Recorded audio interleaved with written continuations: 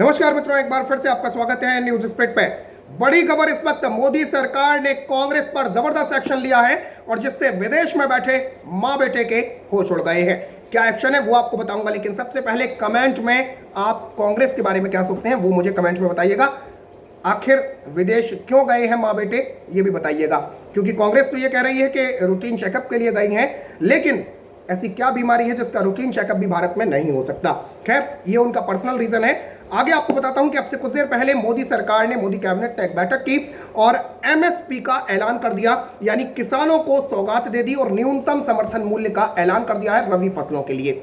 यानी जिस तरीके से विपक्ष द्वारा, खासकर कांग्रेस द्वारा किसानों में जो भ्रम फैलाया जा रहा था कि किसान विधेयकों के पास होने के बाद एमएसपी नहीं बताई जाएगी, एमएसपी का ऐलान नहीं होगा, तो उसको धता बताते हुए मोदी सरकार ने रबी फसलों के लिए एमएसपी का ऐलान कर दिया है और सबसे ज्यादा मसूर के एमएसपी में 300 रुपए प्रति क्विंटल का इजाफा किया गया है, जबकि गेहूं के एमएसपी में 50 रुपए प्रति क्विंटल की वृद्धि की गई है। सबसे पहले बता देता हूं एमएसपी किस फसल के लिए क्या रखा गया है। चने के लिए समर्थन मूल्य 5100 रुपए प्रति क्विंटल, वृद्धि जो हुई है वो उसमें 4.6% यानी 225 रुपए प्रति क्विंटल, और मुनाफा इसमें होगा किसान को 78% का। जौ के समर्थन मूल्य में 1600 रुपए प्रति क्विंटल की बढ़ोतरी, वृद्धि दर 4.9% यानी 75 रुपए प्रति क्विंटल, मुनाफा 65%।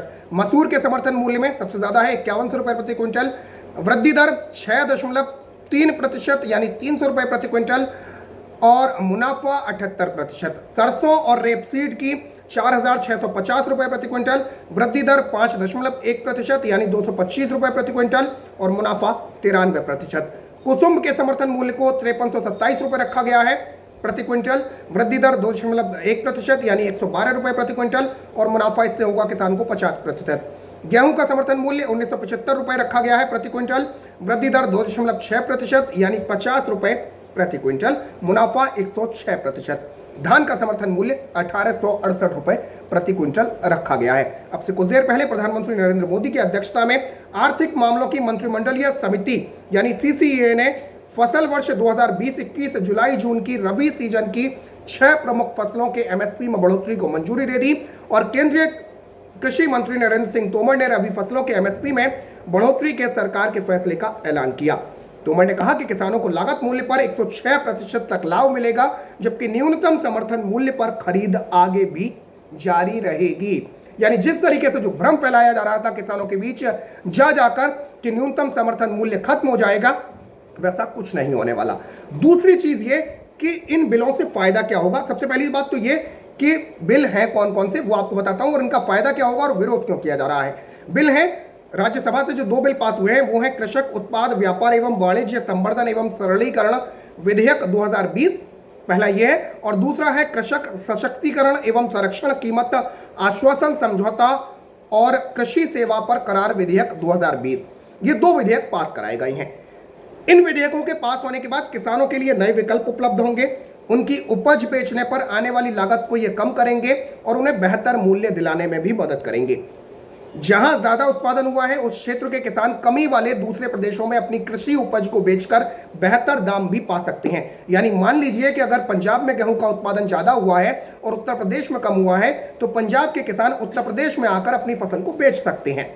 यानी कि इससे देश के सभी किसानों को पहले की तुलना में अधिक फायदा होगा। अब बात यह कि विरोध क्यों किया जा रहा है। विरोध इसलिए क्योंकि इसमें राज्यों को राजस्व का नुकसान होगा, क्योंकि उनको मंडी शुल्क नहीं मिलेगा। क्योंकि अगर किसान अपनी उपज को पंजीकृत कृषि उपज मंडी समिति के बाहर बेचता है तो राज्यों को राजस्व का नुकसान होगा, और यदि पूरा कृषि व्यापार मंडियों से बाहर चला जाता है तो जो कमीशन एजेंट अब तक बैठे हुए थे वो बेहाल हो जाएंगे। दूसरी चीज ये कि फायदा इससे किसान को अपनी फसल को लेकर जो जोखिम रहता था अब तक वो उसके खरीदार की तरफ चला जाएगा।